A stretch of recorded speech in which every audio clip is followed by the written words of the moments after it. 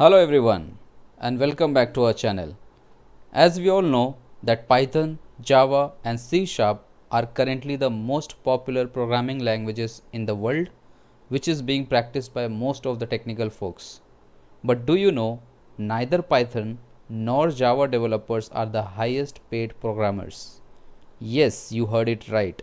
It's Erlang developers who have clinched the top spot for the highest paid programmers, earning around $100,000 per annum.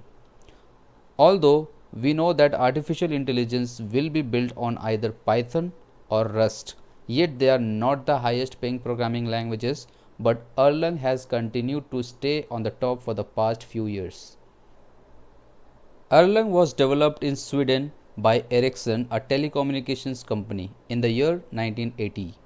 The primary motivation for creating Erlang was to address the need for a programming language that could handle the requirements of telecommunication systems such as high availability, fault tolerance, and concurrent processing. Erlang powers messaging systems that require high availability and real-time communication. WhatsApp, for instance, uses Erlang to handle its massive user base and message throughput efficiently. Companies such as Goldman Sachs, Ericsson, WhatsApp, Amazon and PepsiCo have all built a huge base of their technology on Erlang. Erlang is not as widely known or used as mainstream languages like Python or Java. Its main focus on telecom and high concurrency systems means there are fewer Erlang developers available, driving up demand and salaries for those with expertise.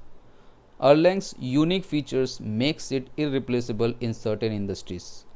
Companies competing in these sectors are willing to pay higher salaries to attract and retain talent who can effectively leverage Erlang's strengths. In fact, this was the most curious question asked in one of the popular community forum, and people need to shift their interest once there is more demand for Erlang developers. Thank you for watching.